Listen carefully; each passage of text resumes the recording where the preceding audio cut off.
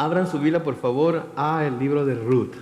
Vamos a seguir nuestro estudio en el libro de Ruth esta noche, terminando el capítulo 2 del libro de Ruth.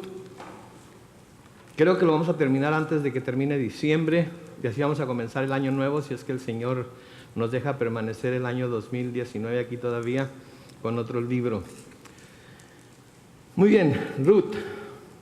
Señor, abre tu palabra a nosotros y enséñanos lo que tienes para enseñarnos hoy. En el nombre de Cristo Jesús. Amén. Entonces, la semana pasada vimos que Ruth anda espigando en los campos de Belén por casualidad, ¿verdad? Hemos dicho ya, por casualidad llegó al campo de un hombre llamado Boz. Ese hombre Boz, como vamos a descubrir hoy, es un pariente cercano de Elimelech. Por ser un pariente cercano de Elimelech, él tenía el derecho y de hecho la obligación de poder redimir lo que Elimelech y su familia habían perdido cuando se fueron a Moab a vivir por causa de aquella hambruna. Y Boz va a tener la oportunidad de hacer precisamente lo que tiene que hacer como pariente cercano, y va a ser finalmente lo que va a traer a Ruth a ser parte del pueblo israelita, y va a ser lo que finalmente va a traer a Ruth, a ser parte de los antepasados de nuestro Señor Jesucristo. Entonces es muy importante esta posición que tiene Boz. Él todavía no sabe que este es el caso. Ruth todavía no sabe que este es el caso. Apenas empiezan a conocerse, apenas están encontrándose, y apenas va a decirle Noemí a Ruth hoy que eso es lo que Boz era. En el capítulo 3 le va a empezar a dar los detalles de cómo tiene que hacer las cosas para que se den de la forma en la que, ¿se está yendo y viniendo o soy yo? Sí, se está yendo y viniendo la voz, ¿verdad? Sí, pueden subirle, bajarle, no sé. Ok, es que se me hace que... ¿Está el iPad allá arriba ya? ¿Ya? Ok, all right. ¿Se oye? Ok. Y se oye como así como que va de repente a gritar. Así es que, truchas, camaradas. Entonces, estamos llegando ya a lo que va a ser el centro de la historia del libro de Ruth. Recuerden, en el estudio anterior, llegamos al versículo 12, y Boz está conociendo a Ruth, y él sabe mucho acerca de ella, porque al ella volver con Noemí a Belén, se ha sabido entre la gente de Belén todo lo que Ruth hizo por Noemí y con Noemí, y cómo ella dejó su parentela, dejó la tierra en la que había nacido y en la que había crecido para venirse a una tierra extraña, con gente extraña. La única que conocía era Noemí, pero de todas maneras decidió que se iba a venir con ella a Belén y que iba a vivir con ella y que ahí se iba a quedar ella, y le dijo que lo único que la iba a separar de Noemí iba a ser la muerte.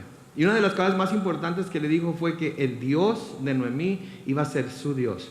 Y sabemos que el Dios de Noemí era el Dios de Israel, el Dios verdadero, el Dios vivo, el Dios que es sobre todos dioses. Y cuando decimos que es sobre todos dioses, no lo decimos porque haya otros dioses, es que hay mucha gente que se hace otros dioses, y tenemos que diferenciarlo de los dioses que la gente se imagina, de los dioses que la gente diseña para sí mismos, de acuerdo a su propia semejanza, del Dios verdadero. Y tenemos que decir que es el Dios verdadero, aunque sea el único Dios. Curioso, ¿no es cierto? Hay mucha gente que dice no creer en Dios, en el Dios de Abraham, Isaac y Jacob, pero cree en otros dioses. Y cuando mencionamos a Dios, tenemos que decir que es el Dios verdadero, tenemos que decir que es el único Dios, tenemos que decir que es el Dios sobre todos los dioses, porque la gente se hace dioses para sí mismo, de acuerdo a su propia semejanza, de acuerdo a cómo les conviene tener un Dios. ¿Ya? Porque a todos nos conviene tener un Dios semejante a nosotros, ¿verdad? Digo, a mí me encantaría que Dios fuera más como yo, ¿verdad? Me encantaría que Dios fuera así como yo, que pensara lo mismo que yo pienso acerca de ciertos pecados, que pensara lo mismo que yo pienso acerca de ciertos comportamientos, porque entonces no tendría nada de qué preocuparme. Porque si Dios es igual que yo, entonces no voy a tener ningún problema con Dios, ¿verdad? Cuando tenemos problemas con las personas es cuando la gente no se quiere acoplar a nosotros, ¿verdad? Si la gente se acoplara a nosotros, no tendríamos ningún problema, ¿verdad? ¿No es cierto? Si la gente pensara como nosotros, maridos, esposas, si su esposo, si su esposa pensaran más como usted, no habría problemas, ¿verdad? Pero somos diferentes. Entonces a veces la gente quiere hacerse dioses de acuerdo a su propia semejanza para así estar seguros de que el Dios que ellos creen no va a ser el Dios de la Biblia.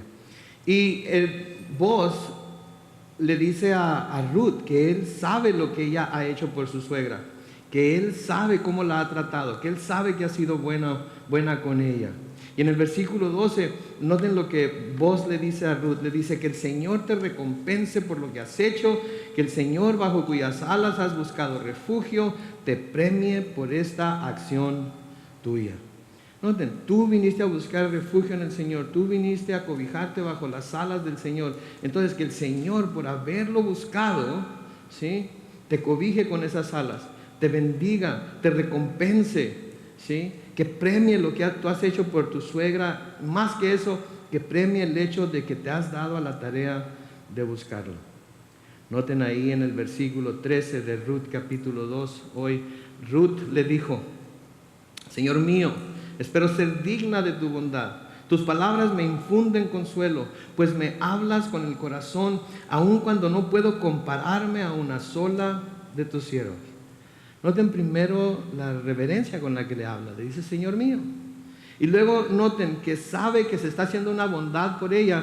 Y una de las cosas que ella quiere sentir es que está siendo digna de esa bondad. No siente como que esa bondad le pertenece, no siente como que esa bondad es algo que se le tenía que dar simplemente por ser quien era, por haber venido con quien había venido, por haber hecho lo que estaba haciendo, sino que siente que debe ser digna de la bondad que se está recibiendo. A veces sentimos que las cosas que deseamos o las cosas que decimos necesitar, de hecho, se nos deben de alguna manera. Dios nos debe algo, Dios nos debe lo que le estamos pidiendo, porque somos fieles cristianos, porque vamos a la iglesia, porque leemos la Biblia, porque creemos en Dios. Nos debe ciertas cosas. Por la verdad de las cosas es que Dios no nos debe absolutamente nada. El hecho de que nos dé lo que ya nos dio es una gran bendición. El hecho de que siga dándonos lo que nos está dando es más bendición todavía. Y el hecho de que tenemos la seguridad de que un día vamos a estar en el cielo con Él para toda la eternidad es todavía otro hecho más grande que Él nos ha prometido y que Él va a hacer por nosotros. Entonces, no nos consideremos dignos, pensemos si estamos siendo dignos de lo que Él está haciendo por nosotros, de su bondad. Y déjenme decirles un secreto. Nunca vamos a ser dignos, nunca, porque lo que Él hizo por nosotros no tiene precio, no tiene límite, no tiene comparación.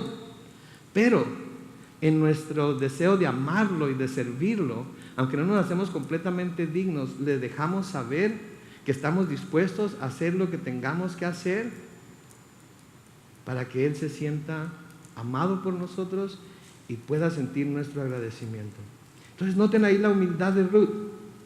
Estaba en una tierra extraña, en un pueblo con costumbres diferentes a las suyas, con leyes diferentes a las suyas. Sin embargo, vemos aquí la humildad con la que se dirige a quienes le están tratando de ayudar, con quienes la han acogido como una de ellos. Se humilla delante de ellos, en este caso de Boaz. No tiene un espíritu altanero, no tiene un espíritu de no sabes quién es mi suegra, es Noemí, la esposa de Elimelech, y yo soy viuda de fulano. No, simplemente se humilla delante de Boaz. Y aquí podemos ver ese espíritu del cual nos habla Pedro, ¿verdad? Ese espíritu afable, ¿sí? Ese espíritu apacible de la mujer, ¿sí? Pedro, habla acerca o les habla a las mujeres acerca de cómo no deben adornarse y peinarse y todo eso. Y nos habla acerca del espíritu que Dios ama, ¿sí? Cuando lo ve, cuando se presenta delante de Él, ¿sí? Nos habla de un espíritu, de nuevo, afable, y nos habla de un espíritu apacible en la Biblia Reina Valera 60. Y quiero dejarles saber lo que esas dos palabras quieren decir para que podamos darnos una idea de lo que está tratando de decir Pedro. Afable quiere decir agradable, quiere decir dulce, quiere decir suave en la conversación y el trato. ¿Escucharon eso? Qué hermosas maneras de ser, ¿verdad? agradable, dulce, suave en la conversación y el trato. Apacible quiere decir de buen temple, o sea que se controla. Tranquilo, agradable. Sí, eso es lo que Pedro menciona. Noten, primera de Pedro, capítulo 3, los versículos 3 y 4, hablándoles a las mujeres, les dice que la belleza de ustedes no dependa de lo externo, es decir, de peinados ostentosos, adornos de oro o vestidos lujosos, sino que lo interno del corazón, de la belleza incorruptible, de un espíritu cariñoso, que es lo mismo que afable, ¿sí? Y sereno, que es lo mismo que apacible. Pues este tipo de belleza es muy valorada ¿por quién? Por Dios. La belleza externa es muy valorada por la humanidad, por los hombres, ¿verdad? Es muy valorada por las mismas mujeres, ¿verdad? Se ha dicho, no estoy seguro yo, no lo estoy afirmando, pero se ha dicho, ¿verdad?, que cuando una mujer se arregla, ¿sí?, no se está arreglando para el esposo, ¿sí?, no se está arreglando para el novio, se está arreglando para las otras mujeres que la van a ver. ¿Ok? Porque de alguna manera dicen, no, si no voy completamente bien arreglada, si no me peino, si no me pongo esto, si no me pongo el otro, mis amigas con las que me voy a juntar, con las que me van a ver, ¿sí?, con las que ellas sí van a ir bien arregladas y yo voy no puedo ir así, ¿verdad? Pero el esposo le dice, mi amor, vamos a la tienda. Y aunque se haya acabado de levantar y los pelos así todos, nada más una lambidita de gato así y quizás un saco bien grande para que no se note que salió en pijama, ¿verdad? Y se van a la tienda con el esposo, ¿verdad? Pedro, inspirado por el Espíritu Santo, les dice a las mujeres que su belleza no dependa de lo externo, de los peinados que se hacen, de los adornos que se cuelgan, de los vestidos que se ponen, sino que su belleza dependa de lo interno del corazón, de la belleza incorruptible de un espíritu cariñoso y sereno, pues este tipo de belleza es muy valorada por Dios. ¿Saben qué? Y yo creo que lo que Dios valora tiene mucho más valor, valga la redundancia, que lo que el hombre piensa. ¿No creen ustedes? Yo creo que sí. Ahora, estas son características que tratamos de, como lo acabamos de hacer, asignarles a las mujeres, ¿verdad? Decimos, miren, ya ven, mujeres, esto es lo que la Biblia dice acerca de adornarse y de peinarse y de colgarse joyería y de ponerse vestidos extravagantes. Pero ¿saben lo que a mí me causa curiosidad? Es que en realidad estas cualidades que se mencionan aquí son cualidades que son mencionadas entre los frutos del Espíritu, que tanto como mujeres y hombres debemos exhibir. Entonces, cuando vemos las Escrituras, aun cuando este consejo aquí de Pedro es para las mujeres, si vemos un panorama más amplio y vemos que estas cualidades se mencionan entre los frutos del Espíritu, eso quiere decir que tanto hombres como mujeres podemos exhibir ese fruto del Espíritu, y tanto hombres como mujeres debemos de tener este mismo tipo de carácter y de espíritu. Porque noten lo que son los frutos del Espíritu en Gálatas capítulo 5, los versículos 22 y 24. Pero el fruto del Espíritu es amor, ¿verdad? Hablamos de un espíritu cariñoso, ¿verdad? Es también gozo, es paz, ¿verdad? Que nos habla de ser agradables, dulces, suaves de conversación, no gritones, no tratando de imponernos, ¿sí? Habla de paciencia, habla de benignidad, ¿sí? Habla de bondad y de fe. Y luego noten, de mansedumbre y de templanza, que quiere decir dominio propio, de controlarse a uno mismo, de no dejar que nuestras emociones nos ganen y nos lleven más allá de lo que debemos ir. Habla también acerca de nuevo, la mansedumbre, de ser mansos en nuestra manera de tratarnos los unos a los otros, ¿sí? De hablar quedito, de no gritarnos, de no, ¿verdad? Ahora, a veces se nos pasa la mano, ¿no es cierto? A veces. ¿Por qué? Porque somos humanos, ¿verdad? Pero eso no debe ser lo normal, eso debe suceder allá de vez en cuando. Pero entonces, aun cuando Pedro está llamando a las mujeres a ser así, la palabra de Dios en general nos está llamando a todos a ser así y nos llama a exhibir esos frutos del Espíritu que son precisamente parte de lo que se le está pidiendo a las mujeres que hagan. Entonces, varones, cuando vemos versículos como estos, no pensemos inmediatamente, es para la mujer, así es que esto no se aplica a mí.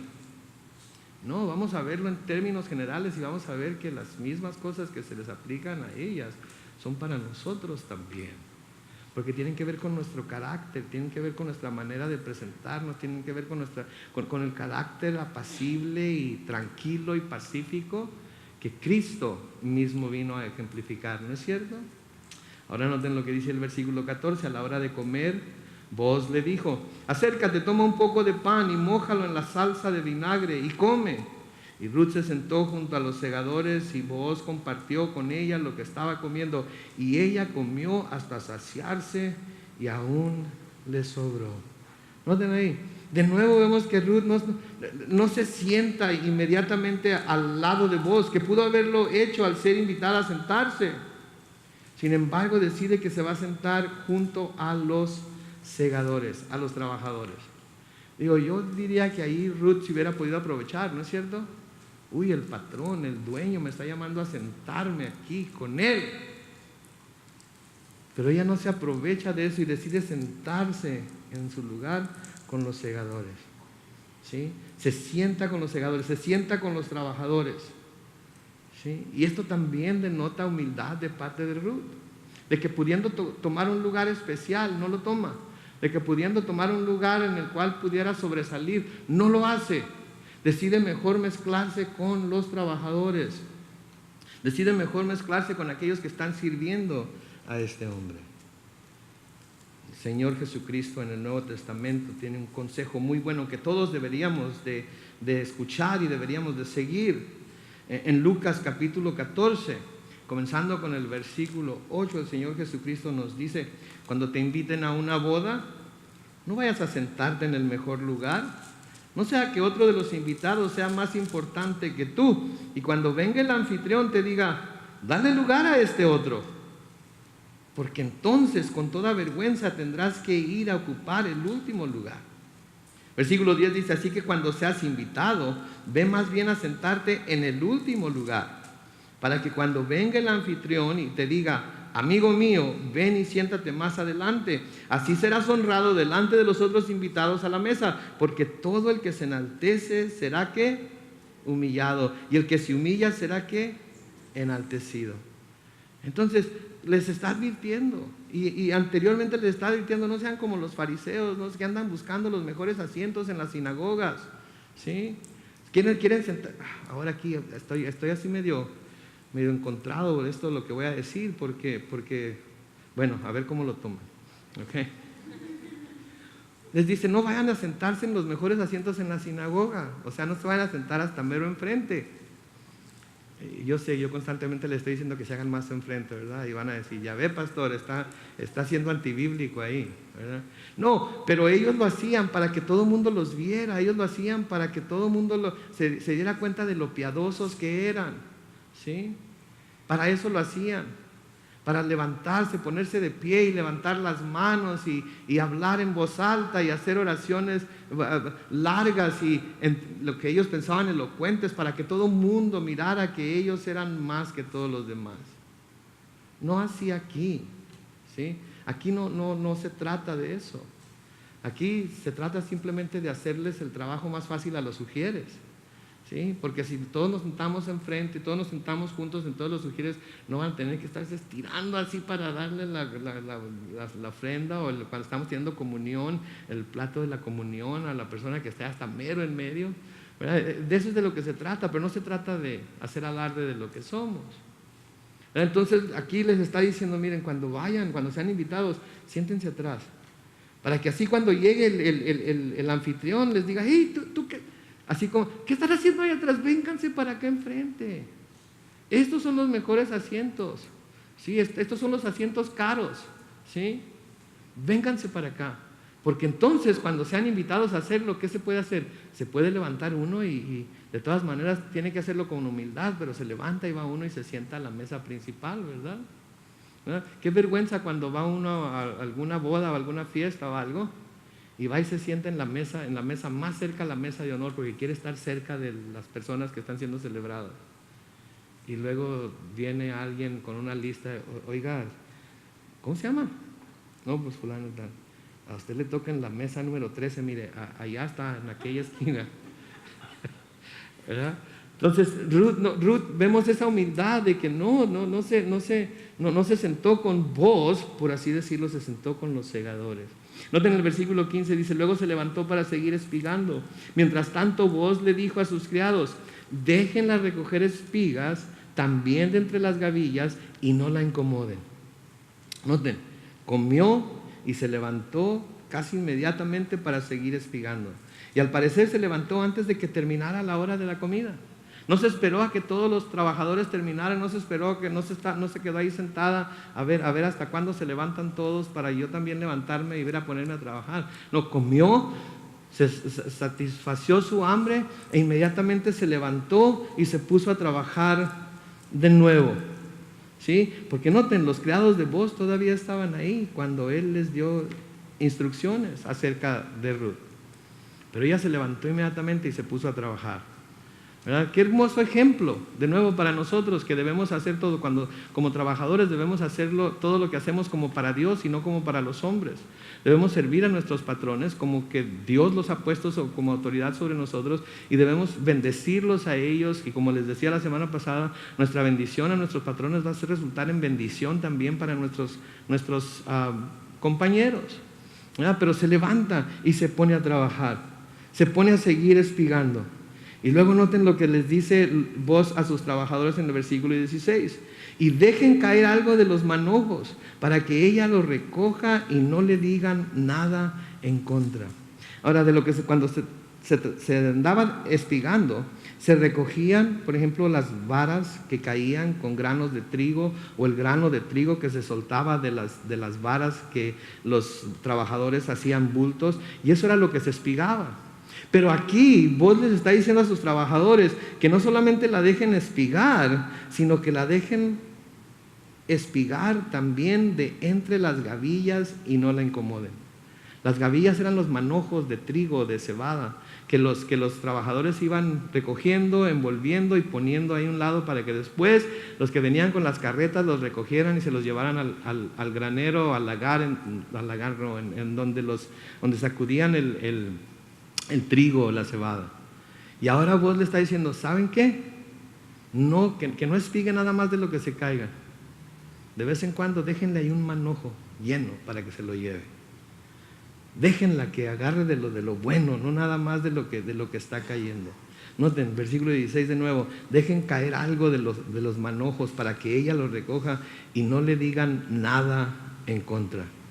Otro hombre, alguien anda haciendo eso y recoge de las meras gavillas, recoge de los manojos y les hubiera puesto una regañada. Le hubiera puesto una regañada, la hubiera echado fuera, le hubiera dicho que lo estaba robando.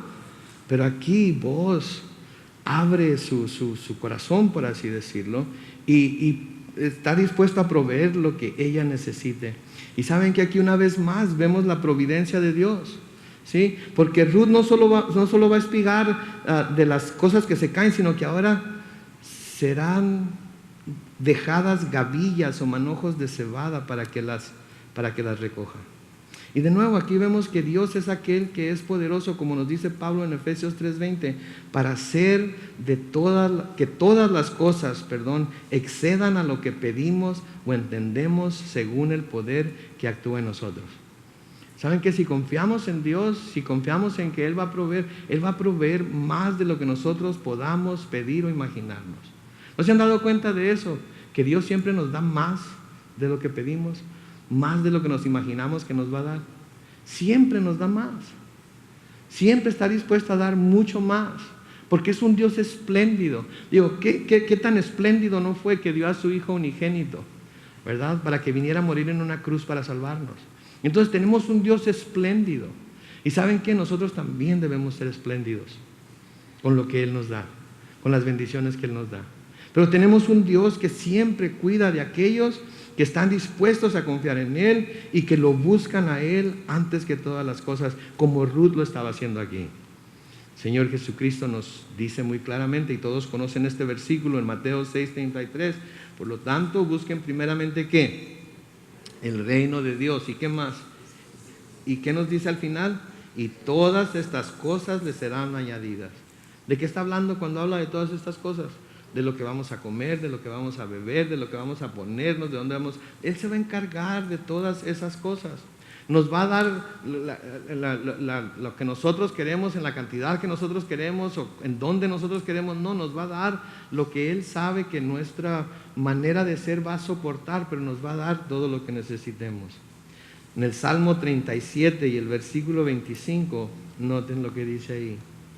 Yo fui joven y ya he envejecido, pero nunca vi desamparado a un justo, ni vi a sus hijos andar mendigando pan. ¿Se dan cuenta? Yo fui joven.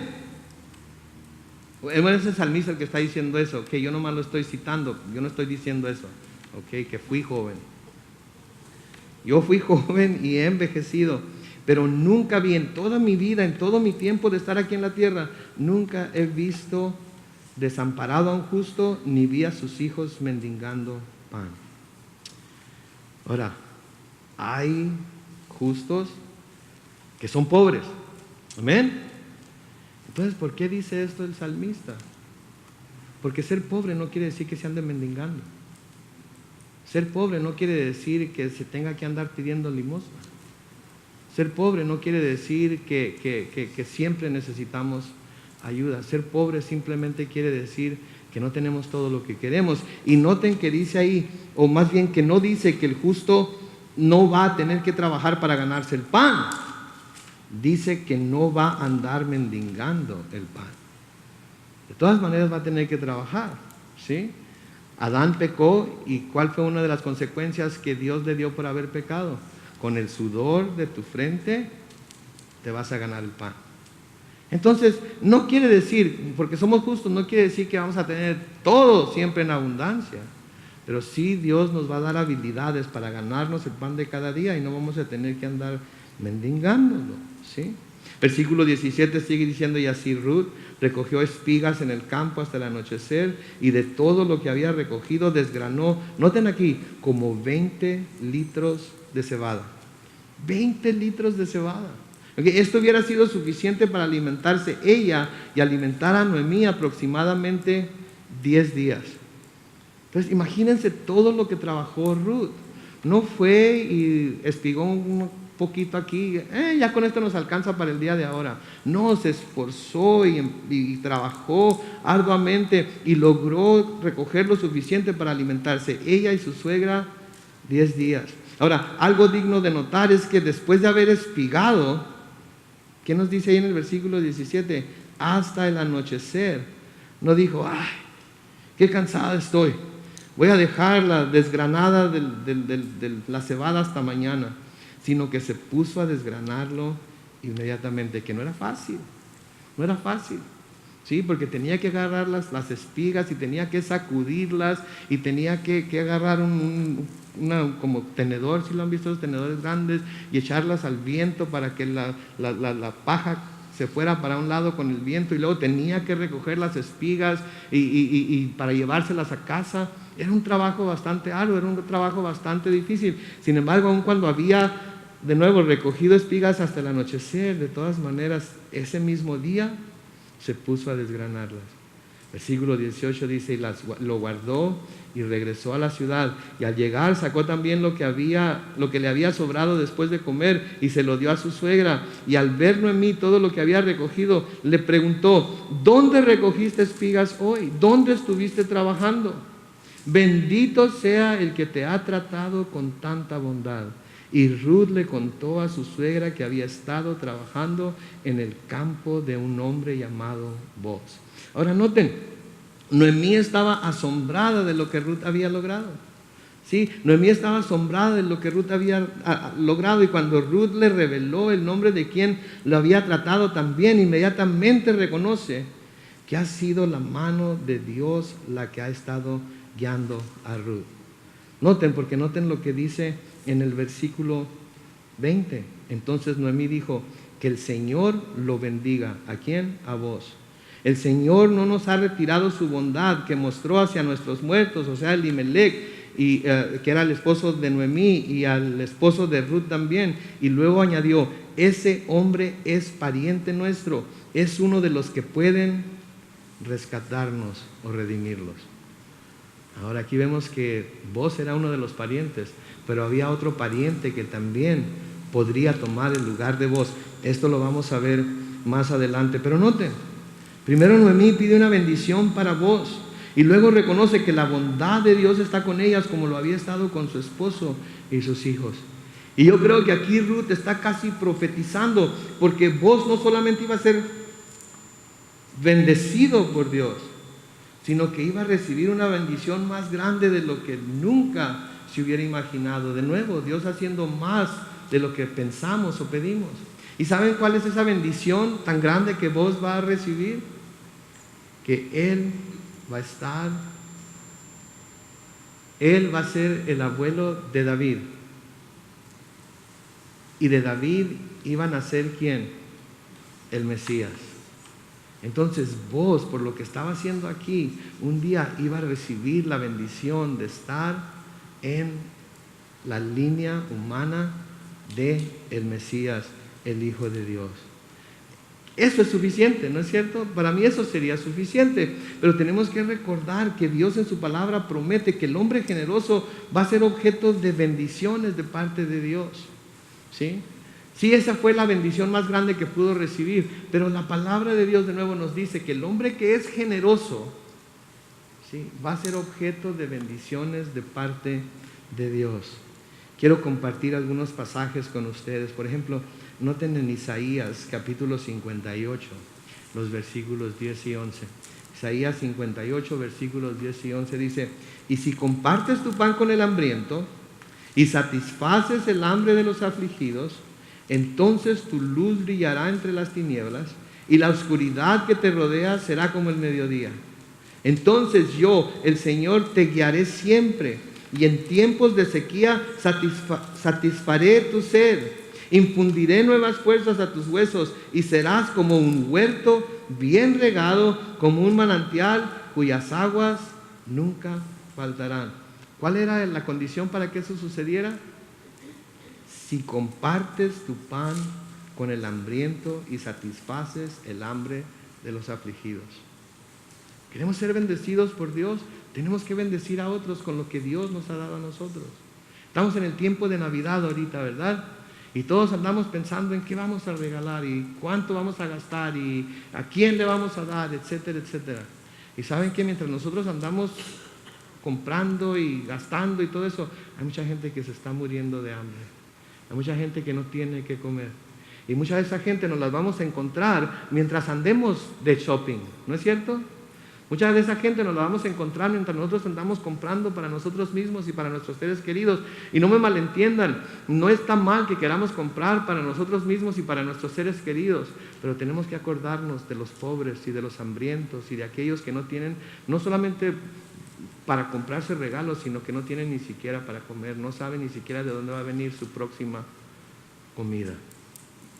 Y cuando nos encontramos con gente como esa, si compartimos nuestro pan con ellos, si satisfacemos el hambre de los que están afligidos, entonces, como dice aquí Isaías, nuestra luz va a brillar entre las tinieblas y la oscuridad que nos rodea será como el mediodía. Y luego noten la promesa del versículo 11. Entonces yo, el Señor, te guiaré siempre, y en tiempos de sequía, ¿qué dice?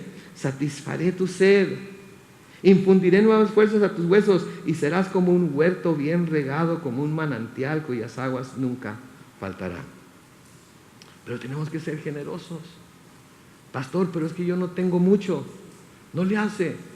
De lo poco que tenga, délo, compártalo. ¿Sí? Compre una comida del menú de $1 de McDonald's cuando salga del shopping y cuando encuentre a una persona que tiene hambre, déle la comida, llévelo a comer. Miré un video hoy muy apropiado que habla de esto en Facebook. Un hombre iba caminando por la calle, es un experimento social. Un hombre iba caminando por la calle y deja caer una cartera con $5,000 dentro de ella, enfrente de un hombre trausente que estaba recargado en una pared ahí, con una de esas señales de cartón. ¿Saben qué hizo el hombre trausente que estaba ahí parado? Recogió la cartera y fue y se la dio. Y este hombre le dice, ¿sabes qué? Me trajiste la cartera y me la diste, te voy a dar algo. Y le dio dinero. Y este hombre, ¿saben qué hizo? Fue y compró comida y fue y la repartió entre sus amigos indigentes que estaban allá a su alrededor. No tenía nada, pudo haberse guardado ese dinero y decir, ¡ay! Y aquí se hizo mi Navidad. Pero no, lo usó para bendecir a otros. ¿Sí? Y todos me arriesgo a decir que todos nosotros estamos bien bendecidos por Dios. Me arriesgo a decir que ninguno de nosotros está muriendo de hambre. Que todos nosotros tenemos un techo sobre nuestra cabeza, un closet y armarios con ropa, ¿verdad? Tenemos lo que necesitamos, pero hay gente que no tiene nada. Entonces, especialmente en este tiempo de Navidad, cuando nos acordamos del regalo más grande que cualquiera nos hubiera podido dar a nosotros, acordémonos de los hambrientos y de los afligidos por hambre. Porque hay mucha gente necesitada. Noten lo que dice el Salmo 112, los versículos 5 al 9. El hombre bueno es compasivo y ¿qué? Y generoso. Todos sus negocios los maneja con justicia y por eso nunca tendrá tropiezos. El hombre justo siempre será recordado, vivirá sin temor a las malas noticias y su corazón estará firme y confiando en el Señor. Versículo 8 dice, su corazón estará tranquilo sin ningún temor y llegará a ver la caída de sus enemigos. Versículo 9, noten, el justo comparte ¿con quiénes? Con los pobres. ¿Cuánto? Lo que tiene, y su justicia permanece para siempre y con mucha honra puede ostentar su poder. Lo que tiene. No tiene que ser mucho, no tiene que cubrirse todas las necesidades de la persona, solamente una necesidad, una comida, $1, lo que sea, el cambio que traemos en la bolsa, lo que sea. Hay gente que con eso está contenta. Ay, hermano, pero ¿qué tal si lo usa para tomarse una cerveza o para comprar alcohol? A usted no le importe. Dios lo está poniendo delante de usted, quizás para probar su corazón, para ver si en realidad va a ser ese justo, compasivo y generoso. Él o ella que le responda a Dios de lo que hace con lo que usted le dio. Pero comparta lo que tiene. Pablo nos dice lo mismo en el Nuevo Testamento. Pablo nos dice en varias escrituras que Dios nos bendice para que podamos bendecir a otros con las bendiciones que Él nos da. Y nos dice que si lo hacemos nos bendecirá más. ¿Sí? Entonces no es un principio nada más del Antiguo Testamento, es un principio que pasa al Nuevo Testamento y que nosotros debemos de adoptar, porque nosotros somos la iglesia neotestamentaria, somos la iglesia del Nuevo Testamento. En 2 Corintios capítulo 9, los versículos 8 al 11, noten lo que Pablo escribe ahí.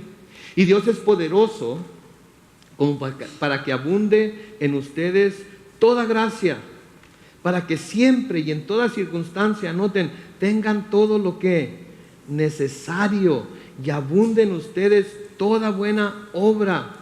Como está escrito, repartió, dio a los pobres y su justicia permanece para siempre.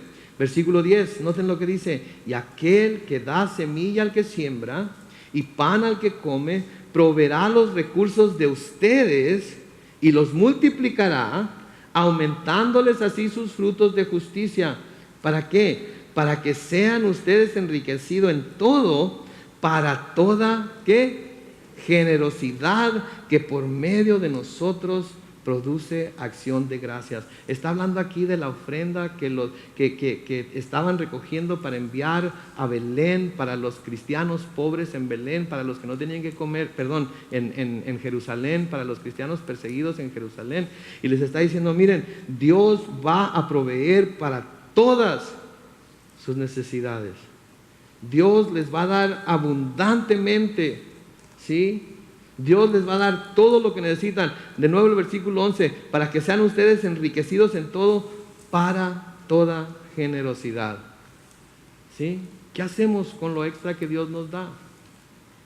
¿Sí? Tomamos algo y decimos, esto va a ser para los pobres, esto va a ser para los menos afortunados que yo, esto va a ser para los que en realidad no tienen nada, porque hay quienes tienen menos que yo.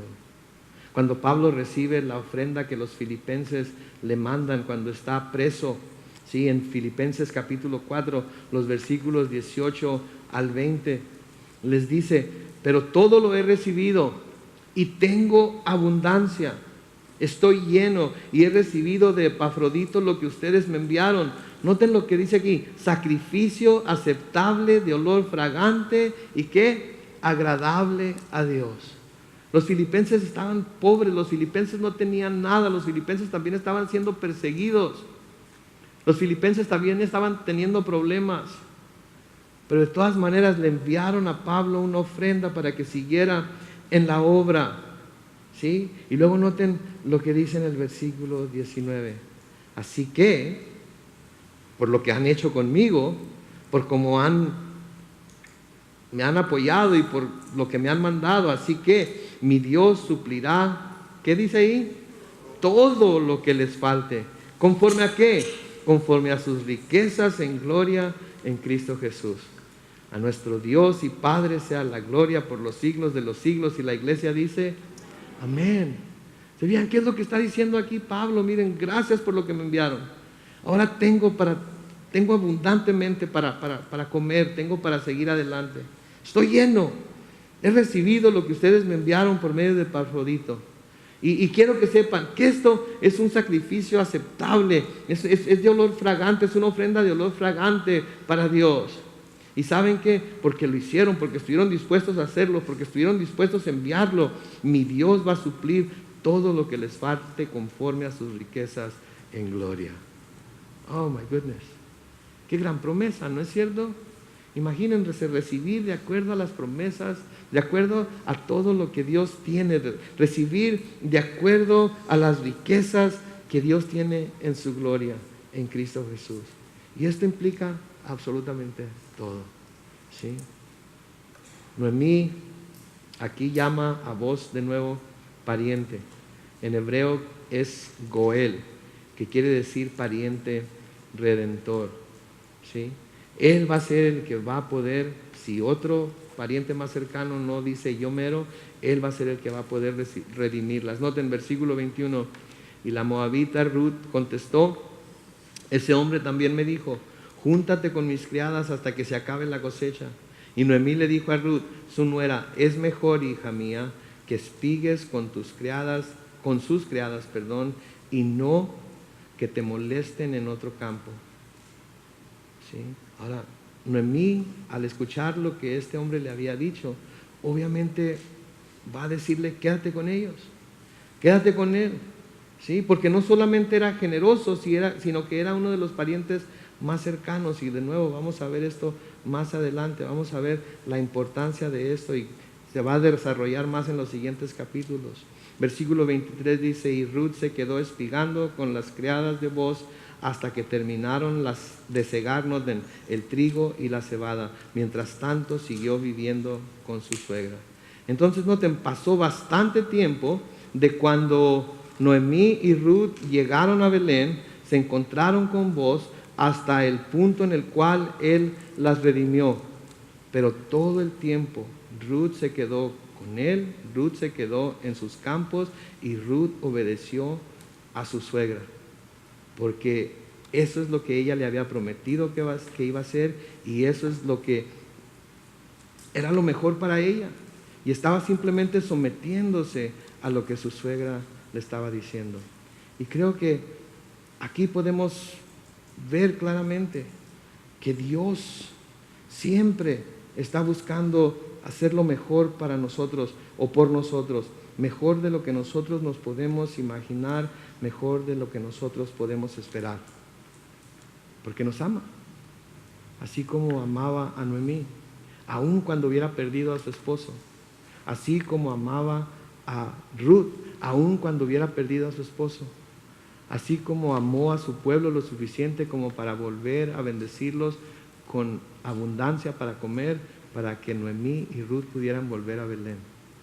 Tenemos que recordar que nunca, nunca, nunca Dios nos va a dejar desamparados. Nunca nos va a dejar desamparados. Él siempre va a estar con nosotros y siempre va a estar para proveer para nosotros. Y tenemos que esperar en Él. Tenemos que confiar en Él. Tenemos que poner nuestra esperanza en Él. Amén. Voy a pedir al grupo de alabanza que pase al frente y mientras ellos pasan vamos a inclinar nuestro rostro y vamos a orar una vez más.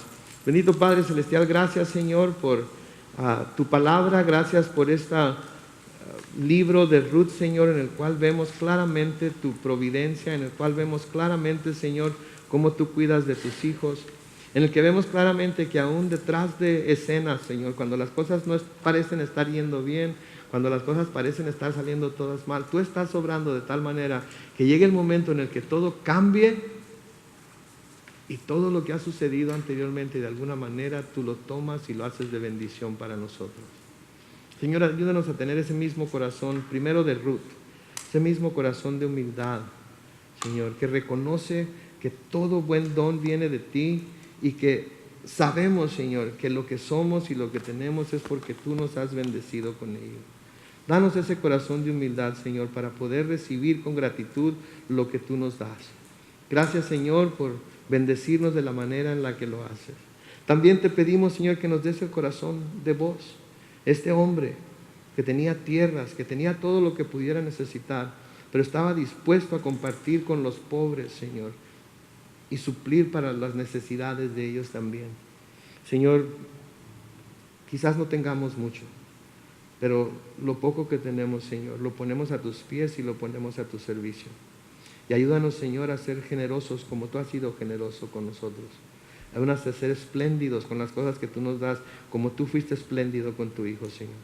Y ayúdanos, oh Dios, a reconocer que, Padre Santo, es por tu mano de gracia que podemos disfrutar las bendiciones que podemos disfrutar. Así es que en este tiempo de Navidad, en este tiempo en el que se trata de comprar y de buscar y de dar, Señor, que haya un lugar en nuestro corazón para aquellos que son mucho menos afortunados que nosotros y que busquemos la oportunidad de dar, de suplir para su hambre también. Sabemos que los vamos a encontrar en la calle, los vamos a encontrar en el camino, los vamos a encontrar en todo lugar, Señor. Danos oídos para oír, danos un corazón sensible a la dirección de tu Espíritu para que podamos hacer las cosas que te complacen. Gracias, Señor. Bendecimos tu nombre hoy y siempre. Y lo hacemos en el nombre de Cristo Jesús. Y todos decimos, amén.